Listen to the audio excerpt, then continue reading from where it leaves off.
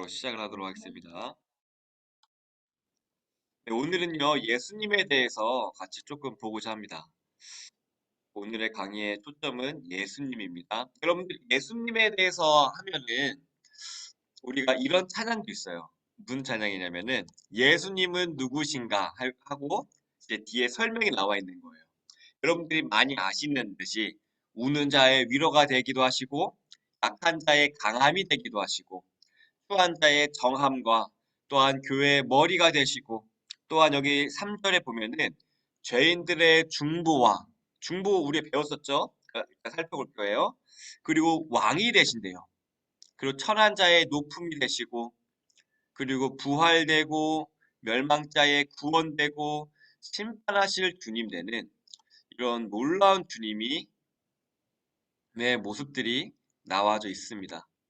그러면 우리는 이런 거 있잖아요. 위로와 강함과 중보와 왕이고 노임되고 하는 모든 것들 이런 것들에 대해서 우리가 이렇게 간략하게나마 알고 있는데 오늘은 어떻게 할 거냐면요.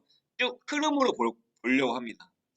예수님이 이래서 필요했고 예수님이 이러한 과정을 거쳐서야지만 우리에게 죄사함 역사를 하실 수 있었겠구나 라는 그런 큰 흐름을 우리가 같이 보고자 합니다.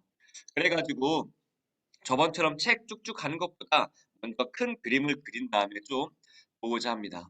그래서 우리가 큰 흐름을 보면 이런 흐름을 우리가 볼 수 있을 것 같아요. 어떤 흐름을 볼 수 있냐면요. 예수님은 누구실까요? 라고 했다는 이 큰 주제에 있어서 오늘 소위문답 이렇게 얘기해요. 중보자 그리스도. 중보자예요. 중보자. 여러분 중보자 기억하셔야 됩니다. 그리고 그 다음에 뭐예요? 우리가 배울 거 이번 강의 나갈 때 그리스도의 직분과 지위예요.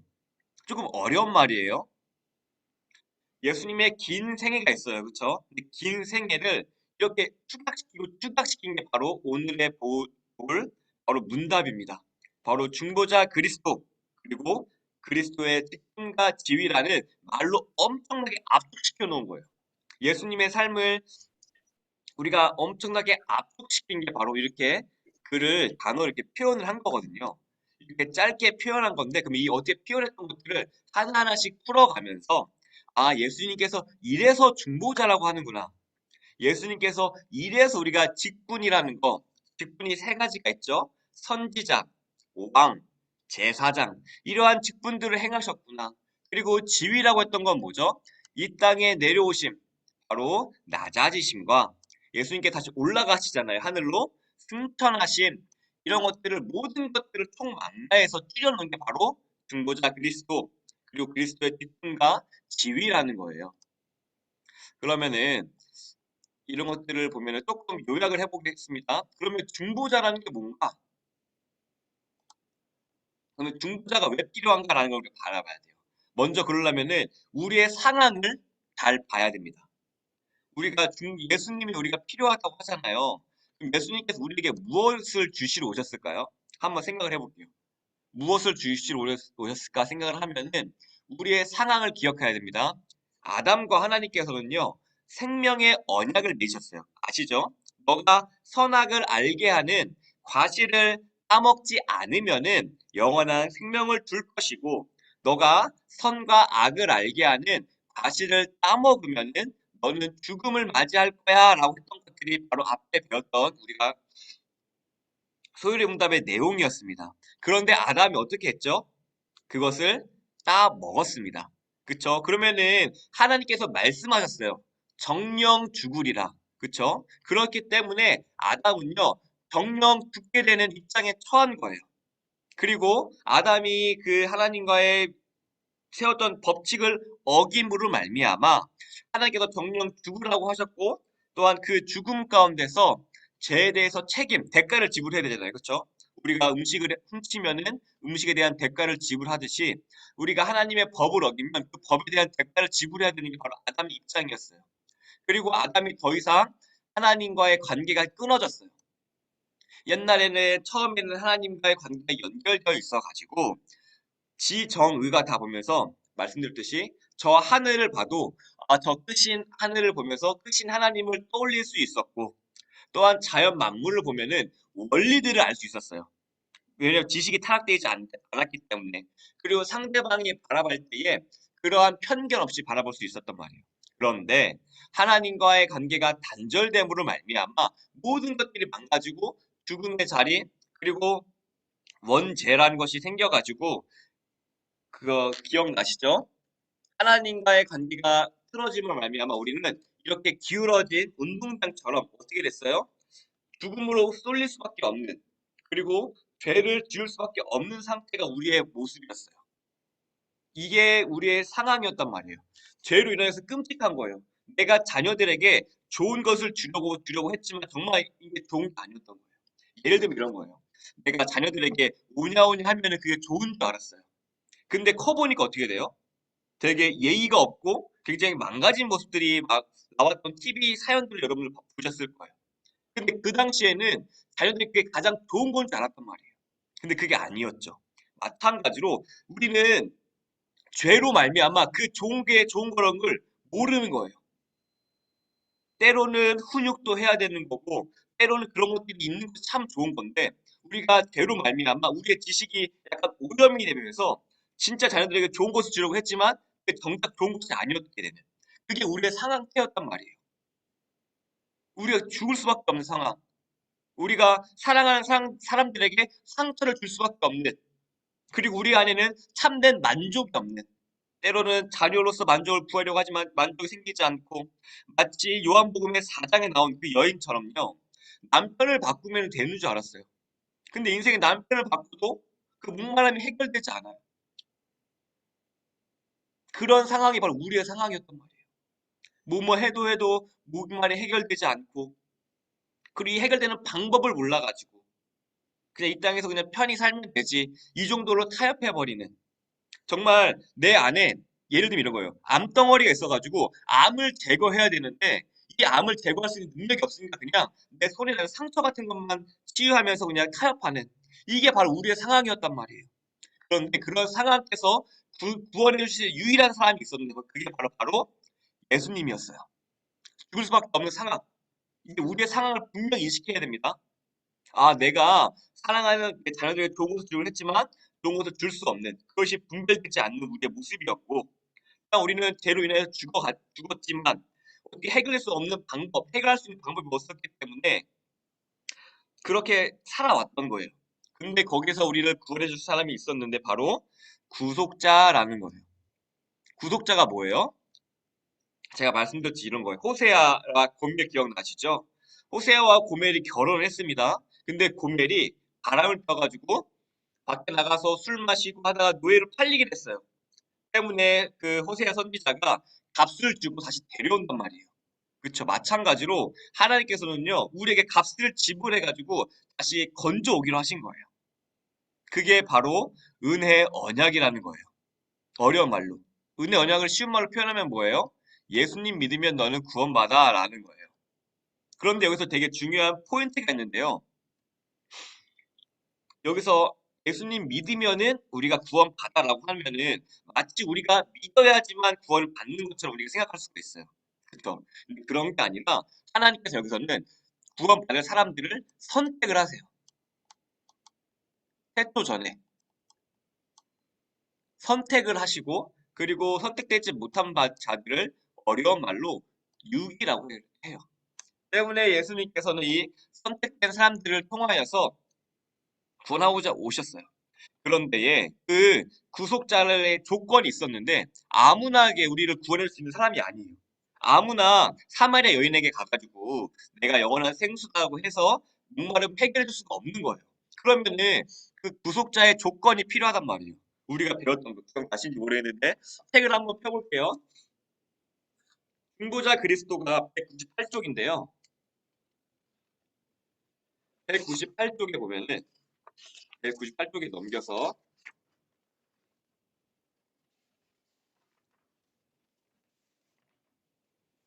한 220쪽, 220쪽. 복습입니다. 220쪽이에요. 220쪽에 맨 위에 21문 그림 그린 거 보이시죠? 예수님에 대한 조건이 우리를 구원하기 위해서 조건이 필요한 어떠한 조건이 있었냐면요. 21번 보면은 구속자란 되어 있잖아요. 그렇죠? 맨 위에 그림. 220쪽입니다. 220쪽에 보면은 맨 위에 그림 있죠? 구속자란 옆에 나와 있잖아요. 그쵸? 밑줄 그어 볼게요. 하나님이 선택한 자를 구속할 자. 구속이라는 게 뭐예요? 값을 지불하고 사오는 게 구속입니다. 그쵸? 근데 그렇게 할 수 있는 분 누구예요? 밑에 보면은 오직 예수 그리스도뿐이래요. 그쵸? 그러면서 하나님이시면서 사람이신 밑줄을 그을게요. 이게 왜 중보자의 구속자의 조건이 왜 이게 있어야 되냐면은 사람이면서 하나님이어야 됐어요. 왜 그러냐면은 하나님의 법을 그쵸? 보셔야 돼요. 하나님의 법을 어긴 사람이 누구죠? 사람이잖아요. 그쵸? 때문에 그 사람이 그 죄의 대가를 치러야 돼요. 그런데 하나님께서 내리는 징벌을 사람이 견딜 수 있을까요? 못 견딜까요? 못 견뎌요. 그러면 그걸 견딜 수 있는 사람은 신이어야 돼요. 때문에 예수님께서는요, 사람이 죄를 지었기 때문에 사람으로서 그 죄를 받으셔야 됐고, 또한 그 하나님이 엄청난 징벌을 감내하기 위해서는 신이어야 됐기 때문에 신의 모습으로 이 땅에 오신 거예요. 때문에 우리는 이 중보자의 조건을 100% 신이자 100% 인간으로 오셨다고 우리는 말씀을 하고 있는 거예요. 때문에 우리가 예수님께서 이 땅에 오신다는 것이 이 땅에 육신을 입고 오신다는 것이 굉장히 중요한 거예요. 아, 우리의 죄를 대신 사해주시기에 오신 거구나. 그리고 신으로 이 땅에 오신 것이 뭐예요? 아, 그 하나님의 엄청난 징벌을 감당하기 위해서는 인간은 감당할 수 없기 때문에 하나님만 감당할 수 있기 때문에 100% 신과 100% 인간으로 오신 거구나라는 것을 우리가 알아야 됩니다. 때문에 중보자의 모습 이렇게 되고요. 그 다음에 우리가 배울 게 바로 그리스도의 직분과 지위예요. 그러면은 예수님께서 구속자로 오셨단 말이에요. 중보자로 100% 인간과 100% 신의 모습으로. 근데 오셨는데 그러면은 어떻게 행하시냐 행하시는 방식에 대해 있어서는 직분과 상태라 나와 있어요. 이게 뭐냐면은 예수님께서 이 땅에서 어떻게 사셨냐는 거예요. 예수님께서 이 땅에서 이제 공생애를 행하셨잖아요. 그쵸? 그러면 공생애를 행하시고 했는데 성경에 기록된 예수님께서 어떻게 살아가셨나라는 것을 직분과 우리는 상태를 통해서 볼 수 있어요. 그래서 직분은 뭐가 있냐면은 선지자, 제사장, 왕의 직분을 예수님께서 행하셨고요. 그 다음에 상태는 뭐예요? 낮아진 상태는 뭐냐면 이 땅에 육신을 입고 오신 상태. 그리고 높아진 상태는 뭐예요? 다시 예수님께서 하나님 곁으로 올라간 그 상황을 이야기하고 있는 거예요. 때문에 우리는 여기까지 조금 어려운 말들이었는데 좀 이해가 되셨는지 모르겠어요. 다시, 다시 올라가면은 우리는 죄를 지었어요. 죽을 수밖에 없는 상황이었어요. 그쵸? 그렇기 때문에 우리는 우리를 구원해줄 사람이 필요했는데 그게 바로 구원해줄 사람이 뭐냐면 나와 하나님을 연결해줄 사람 다시 필요했어요. 왜냐면 우리는 하나님과 단절되어서 죽었던 사람이기 때문에. 그러면 유일하게 하나님과 우리를 연결시켜줄 사람이 누구예요? 중보자. 그 중보자가 있었는데 중보자랑 구속자랑 같은 말인데 좀 계속 내 말을 바꿨었는데 이게 각각의 의미가 있어서 이렇게 말씀드린 건데 먼저 구속자라는 말은 우리를 값을 주고 샀다라는 의미를 살리기 위한 거고요. 중보자라는 것은 무엇이냐면요. 나와 하나님을 연결시켜주기 위한 거예요. 같은 말인데 좀 강조점이 다른 겁니다. 왜냐하면 구속자라고 하는 것은 예수님이 우리를 그냥 살린 것이 아니라 죽음의 대가를 치르신 거예요. 그걸 강조하기 위해서 구속자란 말을 쓴 거고요. 이 중보자라는 것은 무엇이냐면은 하나님과 우리가 연결된 상태를 강조하기 위한 거예요. 때문에 그 중보자의 조건이 필요했는데 뭐냐면은 우리가 인간이 죄를 지었기 때문에 인간으로서 죄의 대가를 치러야 됐고 그런데 인간이 하나님의 죄의 대가를 치르기 그 죄의 대가를 못 견뎌내기 때문에 하나님이신 신이 오셔야지 그 죄의 대가를 견딜 수 있었단 말이에요. 때문에 이 두 가지 조건이 필요했습니다. 100% 인간이어야 됐고 100% 신이어야 됐어요. 그래서 예수님께서 이 땅에서 성육신으로 오신 거예요. 중보자 하나님과 다시 연결시켜주기 위하여서. 아, 인간이었기 때문에 인간이 제 대가를 치렀어야 됐구나. 그래서 예수님이 인간으로 오셨구나라는 거예요. 그래서 그게 분명 그래서 우리가 이 땅에 예수님이 오신다는 게 그래서 중요한 겁니다. 그리고 넘어가면은 이제 그리스도께서 그러면 이 땅에서 중보자로 오셨어요. 100% 인간과 100% 신의 모습으로 오셨단 말이에요. 그렇죠? 그러면 그 은혜원이 어떻게 행하셨냐라고 했을 때에 직분을 맡으셨는데 선지자, 제사장, 왕의 직분을 맡으셨고 그 상태로서는 높아지신 상태와 낮아진 상태, 낮아진 상태가 뭐예요? 이 땅에 오신 거, 높아진 상태는 하늘에 승천하신 거라고 하면 됩니다. 이렇게 큰 그림을 그리고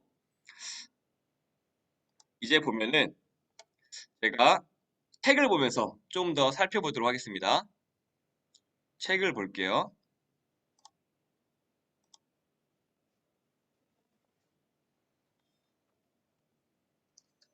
책을 보면 232쪽을 보겠습니다. 232쪽.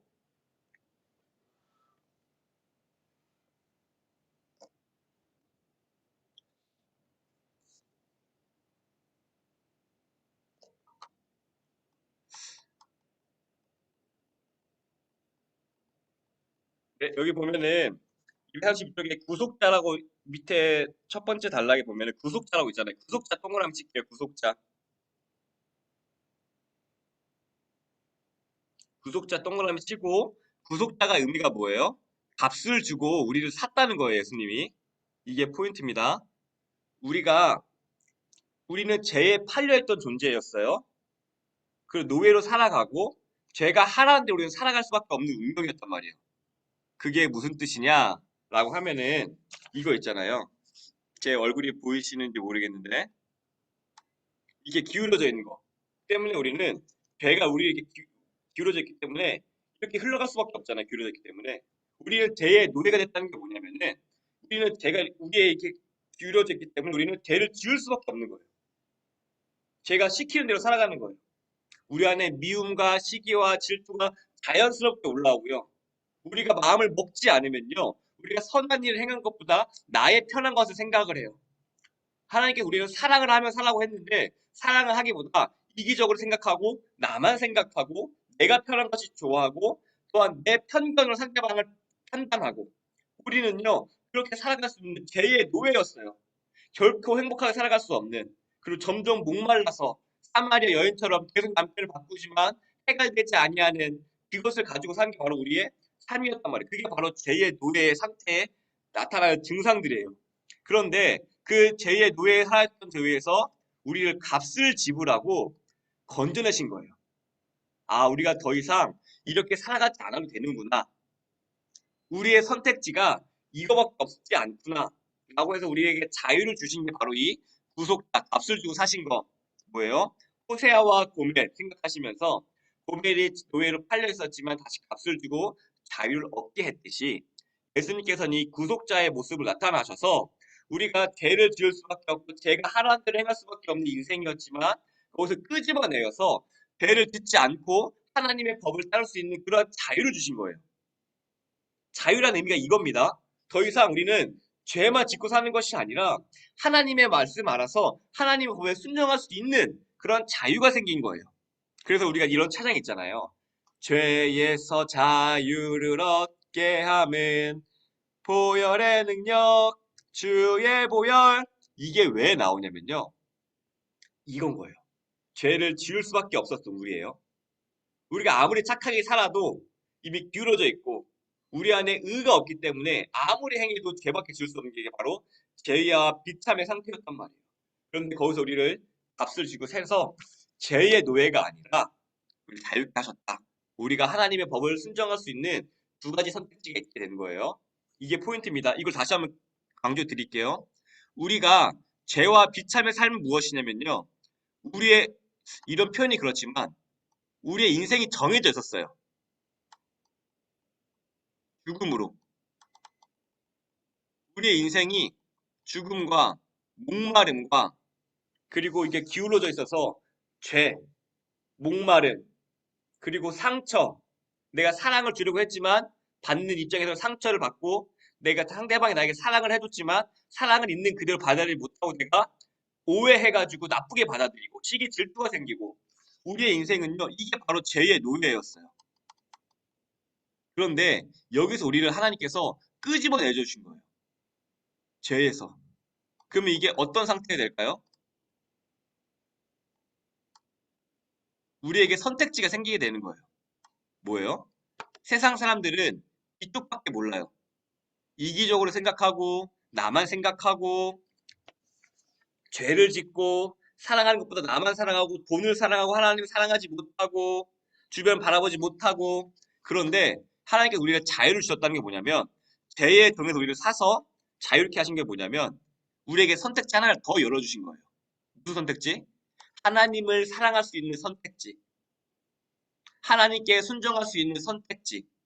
이걸 열어주신 게 바로 우리를 자유롭게 하신 거, 구속자의 의미인 거예요. 근데 왜 이러한 선택지가 있냐면은 우리가 바울의 고백을 보면서 알 수 있어요. 오라 나는 곤고한 자로다.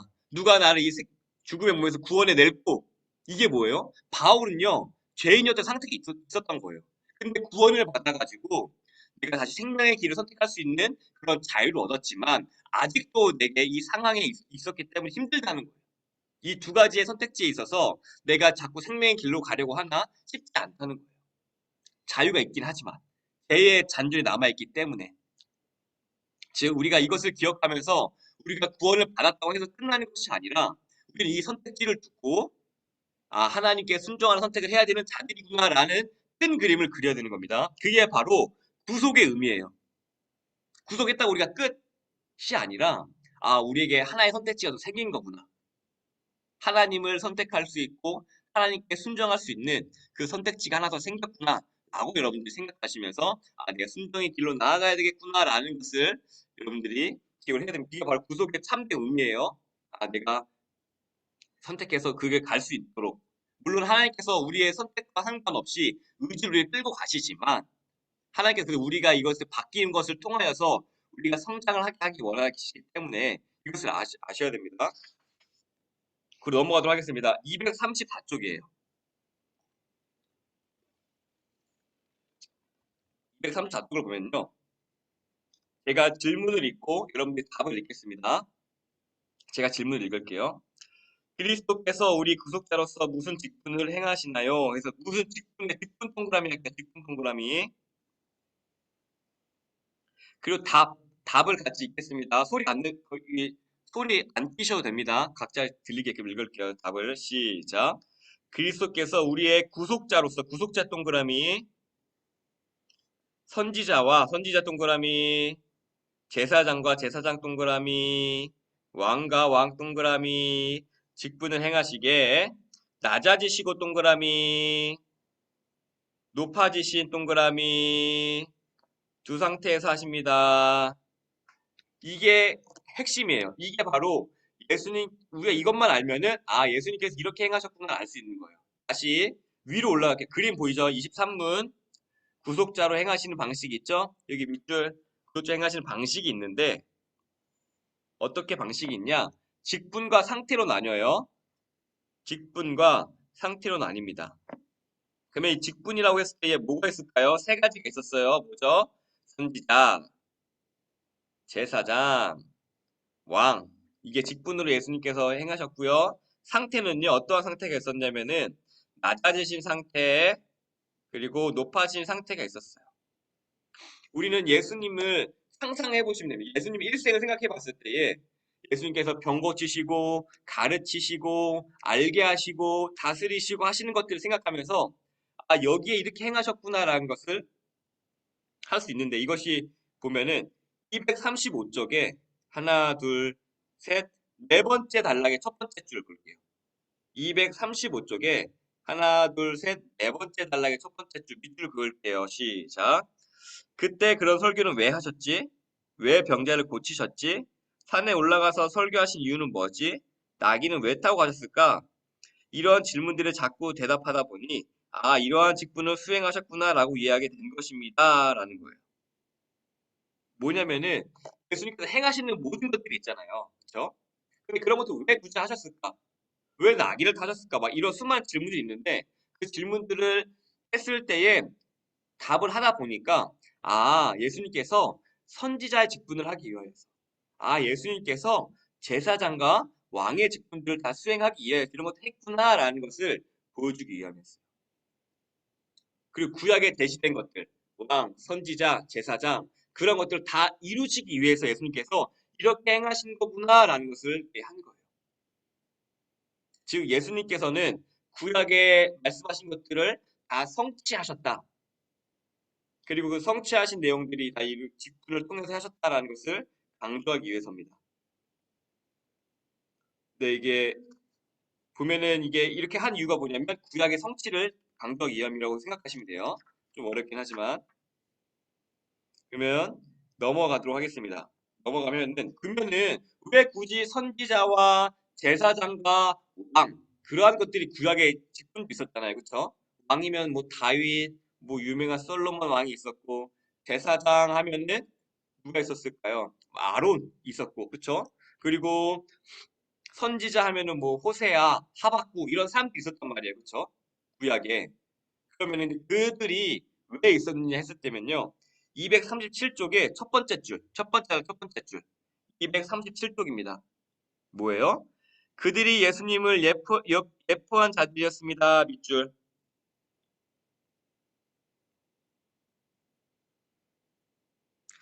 예표라는 말이 뭐냐면요. 미리 보여준다는 거예요.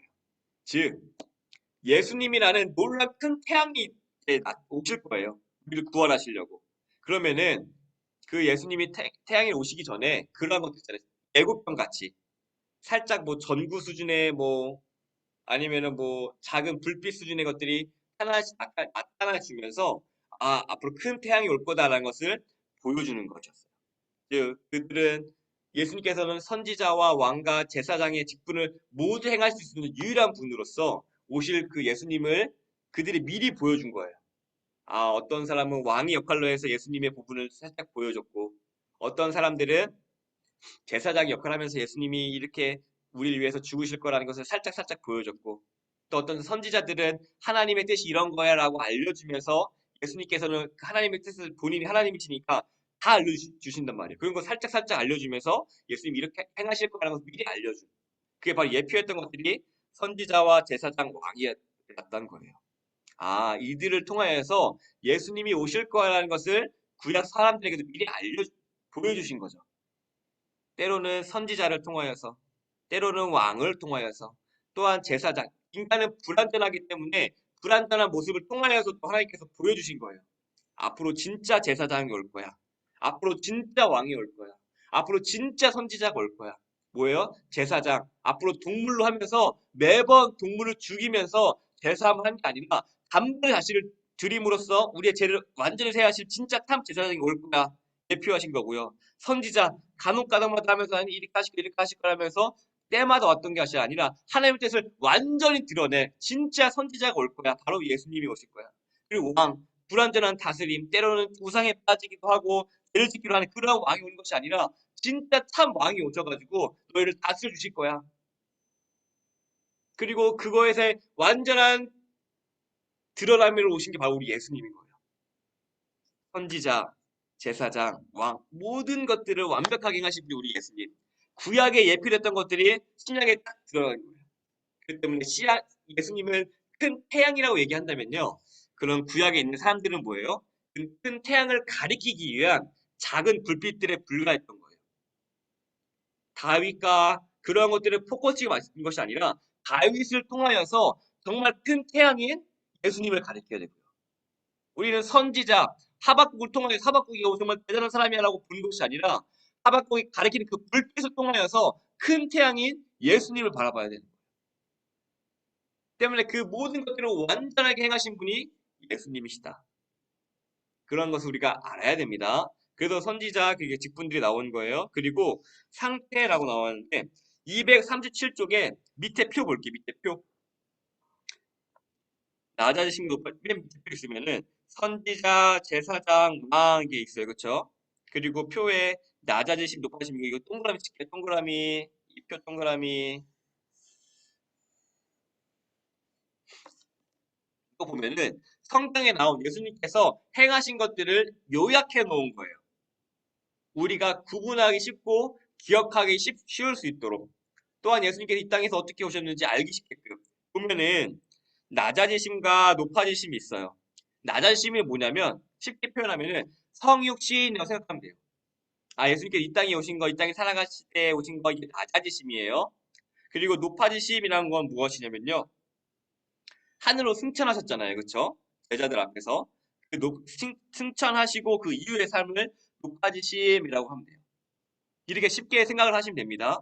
그리고 그 낮아지심과 높아지심을 통하여서 예수님께서는 그 직분 세 가지 뭐가 있었죠? 선지자, 왕, 제사장의 직분 행하셨는데 낮아지실 때, 이 땅에 계셨을 때의 선지자로서는 선생님, 교사로서 역할을 하셨고요. 그리고 이 땅에 계셨을 때의 제사장으로서는요, 고난과 죽으셨어요. 자신을 드림으로써 죄를 제거하셨고요. 또 이 땅에 계셨을 때의 왕으로서는요, 이적들을 행하셨죠. 병 고치시고, 천국의 법을 선포하시고, 이래서 입상하시는 그러한 모습들, 성경의 모습들을 떠올리면 됩니다. 아, 예수님께서 이렇게 행하셔서 이렇게 행하셨구나. 이렇게 해서 참된 대사장의 모습을 보여주셨구나. 구약의 왕들과 제사장과 선지자들이 보여주지 못했던 완벽한 모습을 예수님께서 이렇게 보여주셨구나. 율법을 성취하신 게 이런 거였구나라는 것을 예수님께서 제대로 보여주신 거예요. 때문에 그래서 우리는 예수님께서 율법을 성취하셨다라고 하는 게 바로 이 지점인 거예요. 와, 이렇게 완벽한 왕이 있었단 말이야. 이렇게 완벽한 선지자가 있었단 말이야. 이렇게 온전하게 행하셨던 제사장이 있었단 말이야. 구약에 나왔던 인물들과 비교가 되지 않아요. 그에 나왔던 어떤 왕과 대사장과 선지자들과 비교되지 아니하는. 그리고 예수님께서는요, 이 땅에서뿐만 아니라 승천하신 이후에도 이 선지자와 제사장과 왕의 직분을 감당하시는데, 옆에 볼게요. 뭐예요? 승천하실 때까지 설교하심. 그리고 예수님께서 우리 어떻게 하신대요? 그죠? 세상 끝날까지 너희와 함께 하신다고 마태복음 28장에 우리 기록하신 거 기억하시죠? 함께 하신대요. 그의 성령으로. 그리고 하나님께서 승천하신 이후에도 제사장으로서 뭐예요? 우리를 변호하고 계세요. 사탄은요, 참소하는 자라고 했거든요. 하나님 보세요. 저렇게 속마음으로 겉으로는 괜찮은 척 했지만 속으로 시기와 질투와 속으로 뒷담하고 있었잖아요. 이게 사탄이 하는 거예요. 제 죄졌으니까 죽어야 돼요 얘기하는 거예요. 그런데 예수님께서는요, 자신의 보혈 피로 변호하시는 거예요. 하나님 그래도 내가 심판대 섰을 때 변호해 주시는 거예요.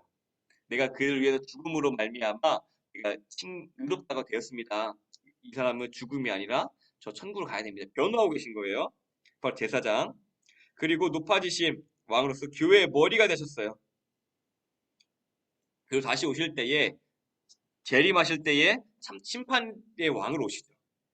우리는 이것들을 통하여서 선지자, 제사장, 왕 그리고 낮아지심과 높아지심을 통하여서 아 예수님께서 이렇게 행하셨고 이것만 기억해도 우리가 성경을 바라볼 때에 아 이래서 낙이 타셨구나.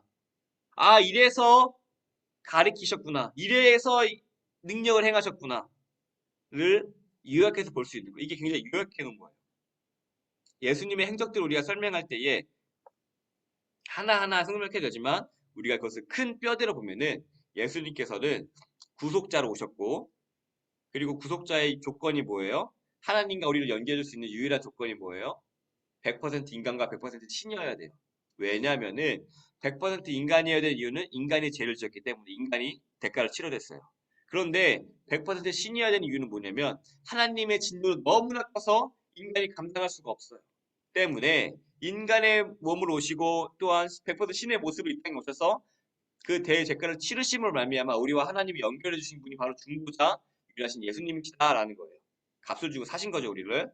그래서 그러면 예수님께서 어떻게 행하셨냐라고 했을 때에 선지자, 제사장, 왕 구약에서 나왔던 그 구원자가 올 거야라고 했던 것들을 다 성취하셨어요. 완전하게. 그래서 우리 예수님을 구약의 성취라고 합니다. 근데 그 성취하셨을 때에 이 땅에서도 그 직분을 행하셨고 또한 승천하셔도 그 직분을 행하셨어요. 예수님은 신실하게 본인의 일들을 다 감당하셨단 말이에요. 그게 바로 이 땅에 계셨을 때 선지자 왕과 직분 다 하셨고 또한 하늘에 올라가셨어도 선지자 제사장 왕의 역할을 다 하셨다라는 거예요. 이 큰 그림을 그리고 있어야 됩니다. 아, 예수님께서 그래서 이렇게 행하셨구나. 이 땅에 와서 그냥 왔다가 죽으신 게 아니라 구약에 말씀하신 것들을 성취하시느라 완전한 선지자와 제사장과 왕의 모습을 보여주셨구나. 이게 중요합니다. 예수님께서 그냥 왔다가 그냥 가신 게 아니라 구약에 나와 있는 그 말씀의 성취를 하신 거예요. 그러면은 넘어가 보도록 하겠습니다. 238쪽이에요.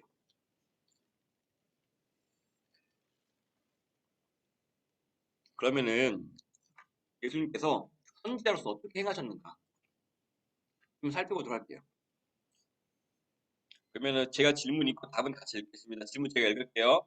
238쪽입니다. 하얀색 박스입니다. 그리스도께서 어떻게 선지자의 직분을 행하셨나요? 라고 얘기했어요. 우리가 볼 게 뭐냐면 선지자입니다. 선지자. 그러면 답을 읽을게요. 같이 읽을게요. 시작.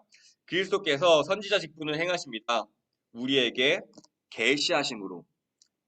계시 동그라미 할게요. 계시. 계시 동그라미 할게요. 그러면 무엇을 계시하시니 무엇을 보여주셨냐 우리에게 예수님께서 밑줄 그을게요. 그리스도의 말씀과 성령으로 우리 구원을 위한 하나님의 뜻을 뭐예요? 하나님의 뜻을 드러내셨대요. 예수님께서 말씀과 성령으로 인하여서 하나님 뜻을 드러내신 거예요. 이걸 극단적으로 나타내 준 게 무엇이냐면은 엠마오 혹시 기억하시나요? 엠마오? 제자들이 간단 말이에요. 길을 간단 말이에요. 그쵸? 말씀을 알지만 잘 못 깨달아요. 근데 예수님께서 오셔가지고 어떻게 하셨죠? 그들과 대화를 하시고 그들을 성령 깨닫게 하셨어요. 이거구나. 이게 바로 예수님께서 우리에게 행하신 선지자의 역할의 대표적인 거거든요. 아, 우리에게 알게 하시는 거예요. 무엇을요? 하나님의 뜻을. 우리가 선지자들이 얘기하면은 머리로만 알아요. 아, 그래, 그럴 수 있지. 마음으로 와닿지가 않아요. 근데 예수님께서 오셨을 때 참된 선지자는요, 우리의 마음과 모든 것들을 돌이키게 만드는 성령으로 함께 하셔서 우리의 뜻을 완전히 알게 하고 새기게 만들어요. 이게 과거의 구약에 나타난 선지자들과 다른 바로 예수님의 선지자의 모습인 거예요. 우리에게 알게 하세요. 하나님의 뜻이 이렇게 해서 이렇게 하는 거야 라는 것을 그 계획을 일부분만 드러내는 것이 아니라 전체를 알게 하시는 것 또한. 그렇기 때문에 239쪽에 두 번째 단락의 세 번째 줄 239쪽에 두 번째 단락의 세 번째 줄 볼게요. 밑줄. 세 번째 줄입니다. 밑줄 볼게요. 모든 선지자의 사역은 우리의 구원을 위해 하나님께서 베푸시는 계획을 우리에게 가르치신 것입니다. 밑줄. 포인트가 뭐예요? 하나님의 뜻을 가르치신다는 거예요. 때문에 이게 중요한 게 뭐냐면요. 이게 너무나 중요해요. 우리가 예수님을 만났어요. 그쵸? 그럼 예수님 만났을 때에 우리가 예수님께 질문해야 될 게 뭐예요, 그러면? 하나님, 저 학교 어디 가야 되나요? 우리의 자녀 어디 보내야 되나요? 하나님, 내가 집을 어디다 사야지 집이 많이 오를까요? 아니면 하나님, 내가 직장을 A로 갈까, B로 갈까? 이런 걸 구해야 되는 건가요? 아니죠. 선지자로 직분을 감당하신 예수님께 오시면 우리가 물어봐야 될 건 뭐예요? 우리의 구원을 향한 하나님의 뜻이 무엇인가라는 걸 물어봐야 된다는 거예요. 우리가 선지자로 직분을 감당하신 예수님을 알았을 때에 예수님께 올바른 질문을 할 수 있는 거예요. 이게 포인트입니다. 우리가 예수님께 만나면 무엇을 질문해야 되지라고 했을 때에 이 직분을 감당하신 예수님께는 우리의 구원을 위한 나의 목마름의 해결을 위한 나의 온전한 성화를 위한 것을 질문을 드려야 된다는 거예요. 그게 예수님께서 선지자로 이 땅에 오신 이유이기 때문에. 근데 우리는 예수님께 다른 걸 구하고 있지 않았는가? 다른 걸 구하고 있지 않았는가? 질문을 하게 되는 그러한 거예요. 예수님께서 이 땅에 오신 거는요, 맞아요. 병 고침하시고 우리의 길을 인도하시고 함께 하시고 우리를 치유해 주시고 싸매 주시고 오셨어요. 근데 선지자로 오신 이유를 보면은 뭐예요? 우리의 구원을 향한 하나님의 뜻을 알게 하기 위한 거예요. 하나님의 그 크신 뜻, 계획, 태초부터 끝까지 다시 오실 그날까지 계획을 알게 하신 우리는 예수님께 질문할 게 이거예요. 예수님, 우리의 구원을 위하여서 선지자신 예수님, 우리의 구원을 위하여서 하나님의 뜻이 무엇입니까? 우리 예수님께 이걸 구해야 돼요. 다른 것을 구하는 것이 아니라. 가장 핵심을 구해야 될 게. 예수님을 만난다면, 물론 하나님께서 우리가 말씀 통해서 알게 하시죠. 계속. 하나님의 뜻이 이것입니다. 우리가 뭐 순전한 길로 나아가야 됩니다. 사랑해야 됩니다. 우리가 주님 배울 그날까지 우리가 견뎌야 됩니다. 그런 것도 있다면 하지만 우리가 포인트로 잡아야 될 게 뭐예요? 구원을 향한 하나님께서 계시하러 오신 게 바로 예수님이시다. 이게 포인트예요.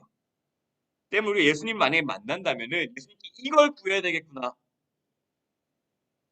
내가 하나님께 기도한다면 내가 이걸 구해봐야 되겠구나. 이 땅에 오신 목적에 맞게끔 구해봐야 되겠구나.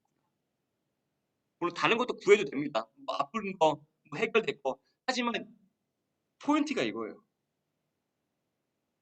나와 하나님과의 관계를 연결해주는 이 포인트를 붙잡으시기를 바랍니다. 바로 넘어가겠습니다. 242쪽이에요. 242쪽. 242쪽에는요. 제사장입니다. 제사장. 그러면 제사장이신 예수님께 우리는 무엇을 구해야 되나 볼게요. 질문 제가 있고 여러분들 답 읽으면 됩니다. 제가 질문 읽겠습니다. 그리스도께서 어떻게 제사장의 직분을 행하시나요? 라면 답을 같이 읽을게요. 시작. 그리스도께서 제사장의 직분을 행하십니다. 단번에 자신을 제물로 드리심으로 하나님의 공의를 만족시키기 위해 우리를 하나님과 화해하게 하시려고 또 우리를 위해 끊임없이 간구하심으로 라고 하는 거예요.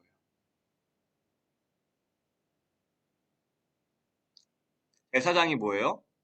하나님과 나 사이를 연결해 주는 거예요. 그쵸? 옛날에는요, 화목제라는 것을 통하여 하나님과의 연결하면서 매번마다 짐승을 드렸어요, 구약에. 아, 나는 율법 못 지키지, 맞아. 계속 드린 거예요, 예물을. 계속 제물을 바친 거예요. 그런데 참된 제사장은 어떤 제사장이에요? 구약에 나왔던 제사장은 매번 했었어요, 매번.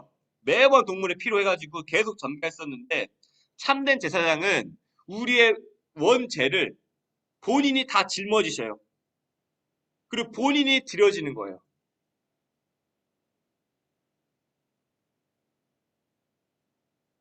자기 희생. 이게 하나님의 사랑이지 않고 무엇일까요? 우리는 착각하는 경우가 있어요. 하나님이 나를 사랑하지 않으신 것 같아. 하나님이 나와 함께하게 계시지 않는 것 같아. 내게 왜 이러한 감정을 느끼고 있으며, 내가 왜 이러한 불안감을 느끼고 있으며, 그리고 내가 느낀 것 같지가 않아. 그런데 우리가 죄인이었을 때에 예수님께서 우리를 죽으신 말미암아 확증하셨거든요. 제사장으로서. 뭐예요?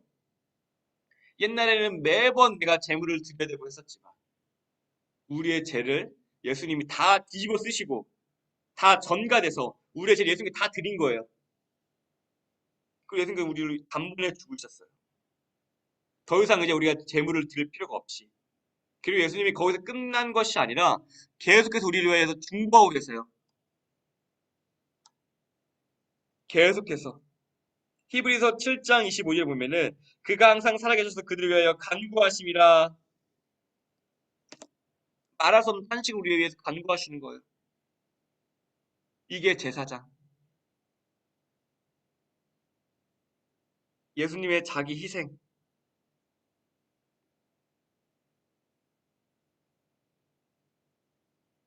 우리는 이 희생을 통하여서 우리의 사랑의 방법들도 우리가 좀 받아들일 수 있어요. 뭐냐면은 이런 거예요. 우리가 자녀를 키울 때에 아기들 하면은 화장실도 못 가고 똥오줌도 못 가리고 밥도 못 먹고 먹여줘야 되고 하잖아요. 그쵸? 그때 자기 희생을 통하여서 아기가 화장실 못 가니까 화장실 못 가는 것을 우리가 짊어져가지고 화장실도 보내주고 밥도 스스로 못 먹으니까 밥 스스로 못 먹는 것을 해가지고 그것도 감당해가지고 우리가 도와주고 하잖아요. 그쵸? 마찬가지로 우리가 사랑을 할 때에 우리 주변 사람들이 배려를 못해요. 그래서 배려 못한 거 버리는 것이 아니라 아, 내가 아니까 내가 좀 더 한번 희생하지. 내가 희생을 함으로써 그가 좀 편나음을 입는 아, 내가 저 사람 함께 하는데 저 사람은 이게 부족한데 하면 그 사람을 버리는 게 아니라 아 내가 그 부분을 희생해가지고 그 사람을 모를지언정 그 사람이 누리게 해주는 이게 바로 사랑의 모습이거든요. 예수님께 우리가 보여주시는 사랑의 모습인 것처럼 내가 채워주는 거예요. 마치 예수님께서 우리를 위하여서 채찍을 맞으신 말미에 우리가 나음을 입었던 것처럼 자기 희생 그리고 끊임없이 간구하는 것. 우리가 마치 자녀에게 자기 희생을 하잖아요. 그리고 위해서 끊임없이 우리가 간구하는 것처럼 우리의 사랑이 그렇게 되는 참된 모범을 보여주신 거예요. 제사장의 직분을 이렇게 감당하심으로. 그래서 예수님이 참 사랑이신 거예요. 근데 우리가 주변에서 우리가 그렇게 할 수 있는 사람이 있을까요? 이걸 알고 예수님의 희생을 알고 우리는 그렇게 좀 닮아가려고 해야 되겠죠.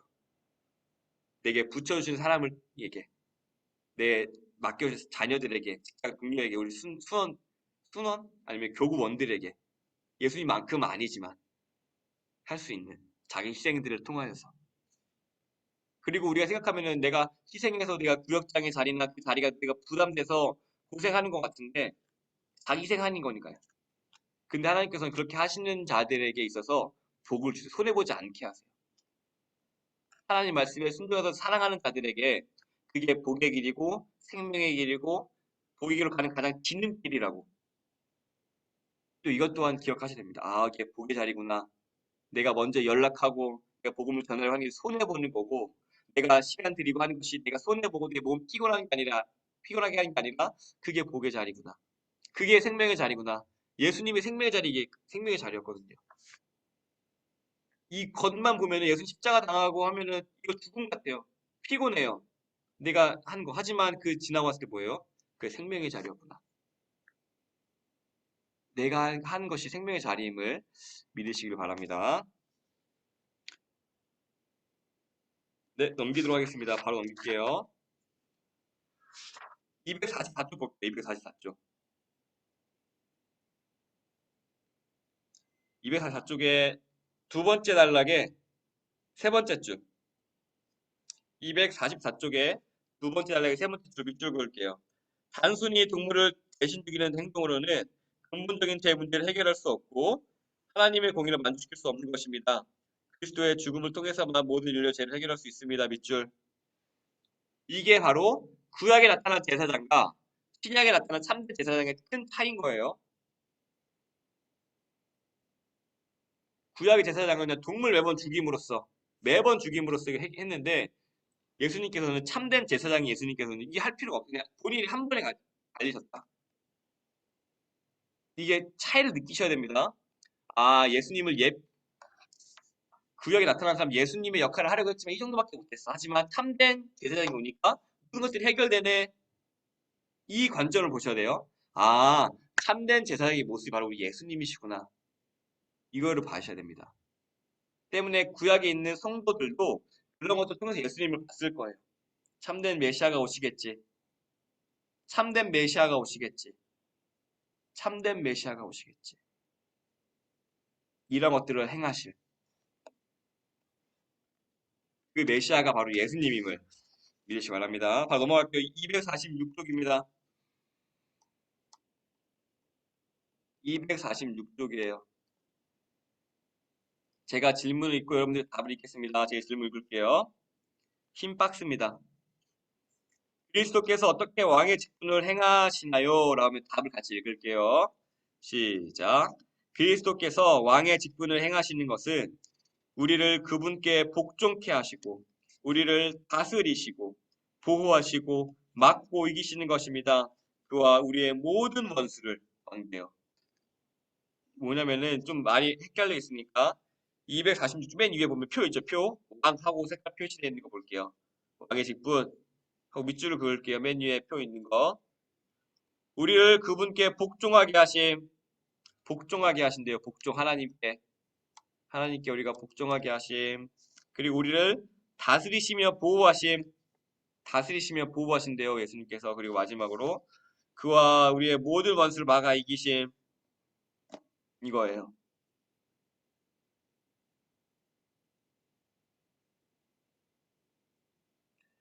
우리가 구약의 왕들 한번 떠올려 볼게요. 구약의 왕들은 뭐 다윗, 히스기야, 뭐 솔로몬들이 있었죠. 그쵸? 근데 그 왕들이 했던 성경에 말했던 포인트가 뭐예요? 어떻게 하면 선왕이고 어떻게 하면 악왕이었죠? 여러분 기억하시나요? 하나님의 말씀을 따라 살아갔으면은 우리는 선왕이라고 해요. 하나님의 말씀 따라서 순종해서 살면 그쵸? 근데 하나님의 말씀 따라 살아가지 아니하고 우상 숭배하고 자기 마음대로 하면 우리는 성경은 뭐라고 얘기하죠? 악왕이라고 얘기를 해요. 그쵸? 그러면 왕이 선과 악을 나뉘는 기준점이 뭐냐면은 하나님의 말씀대로 살았느냐, 하나님의 말씀대로 살지 않았느냐라는 거예요. 그쵸? 그러면 이게 예수님께 기준을 해볼게요. 그러면은 참된 왕이신 예수님께서 우리를 그분에게 복종케 하신대요. 왜요? 선함의 모습을 가장 보여주잖아요. 하나님께 우리가 순종케 하고 복종케 하신다. 참 왕의 모습인 거예요. 그리고 우리를 다스리시고 보호하신대요. 왕을 다스리고 보호하잖아요. 그쵸? 그리고 막 원수들과 싸워서 이기게 하신대요. 이게 참 왕의 모습인 거예요. 아, 제일 중요한 포인트, 하나님께 순종하게 하는구나. 그쵸? 가장 포인트가 이잖아요. 선왕과 악왕의 차이점 뭐예요? 하나님의 말씀대로 행했냐, 우상 숭배했냐, 안 했냐, 그런 거잖아요. 마찬가지로 예수님께서 이 땅에 우리에게 왕으로 오셨어요. 가장 포인트는 뭐예요? 말씀대로 살게끔 우리를. 그리고 우리를 보호하시고 다스리시고 원수로부터 보호하시고 하는 것들까지 다 포함한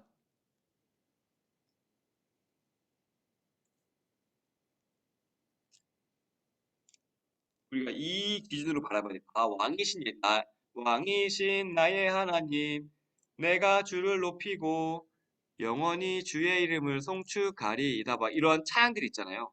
내가 왕이신 나의 예수님이라고 얘기하시는 건 무엇이냐면요. 나를 다스리시고 또한 나를 하나님의 말씀에 따르게끔 하는 거예요. 왕이신 나의 예수님이라고 해서 그냥 고백만 하는 것이 아니라 이 고백 속에 담겨져 있는 것이 뭐냐면은 내가 하나님 말씀에 따르게 한다. 하나님의 말씀에 순종케 한다. 왕의 말씀에 내가 순종케 한다. 왕이 말하는 게 곧 법이잖아요. 그렇죠? 나의 왕이신 예수님이라는 건 뭐냐면은 아, 왕이신 예수님의 말씀에 내가 순종케 하는구나. 이게 왕이신 예수님이 이 땅에 참된 왕으로 오신 거예요. 그리고 원수를 이기시고 이게 굉장히 중요합니다.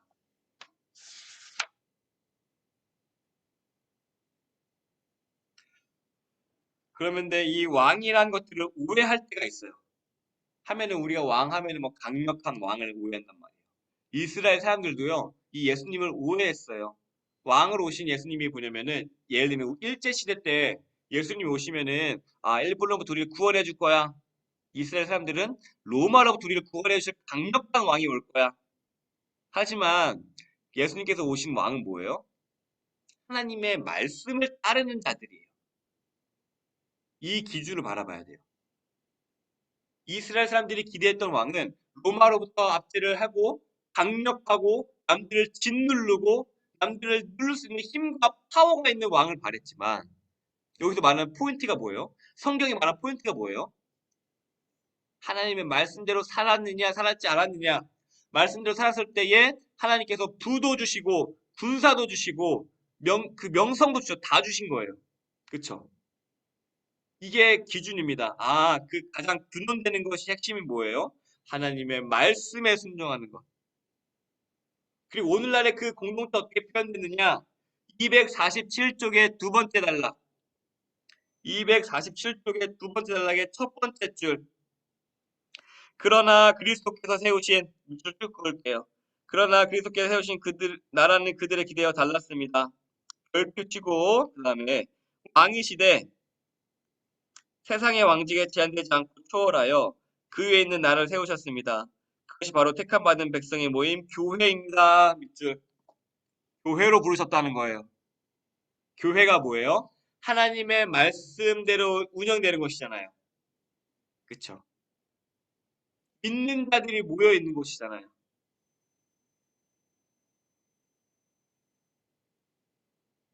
그리고 그러면 그 교회에서 우리가 어떤 하나님의 다스림을 느끼냐라고 했을 때에 247쪽 마지막 단락에 밑에서 세 번째 줄 볼게요. 아, 우리가 이렇게 다스림 받는 거는 밑에 세 번째 줄.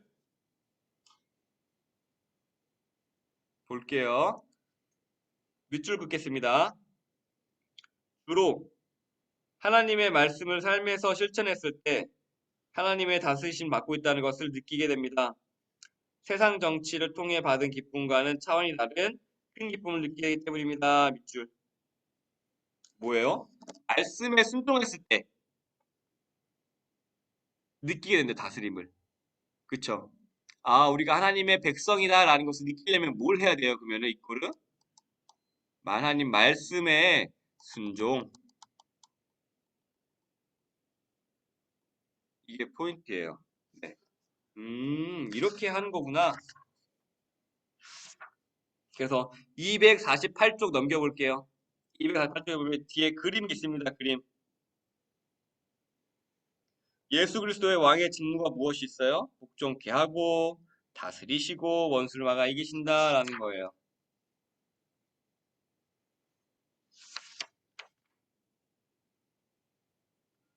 그래서 251쪽 볼게요. 251쪽. 251쪽. 큰 그림 볼게요. 큰 그림.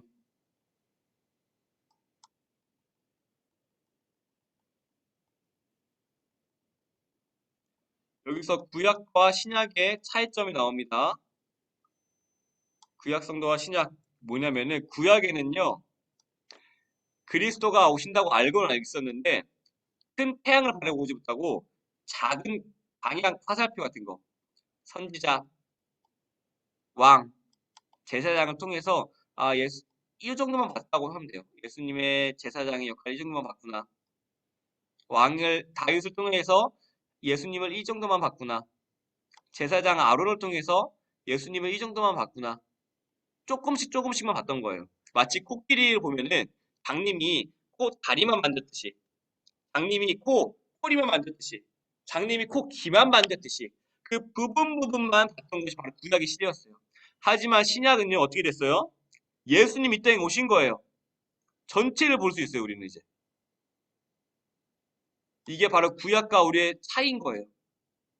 아 옛날에는 뭐 선지자, 대사장, 구약 시대는 이 조금만 봤다면은 우리는 그 예수님을 다 보게 되는 놀라운 그러한 사건이죠.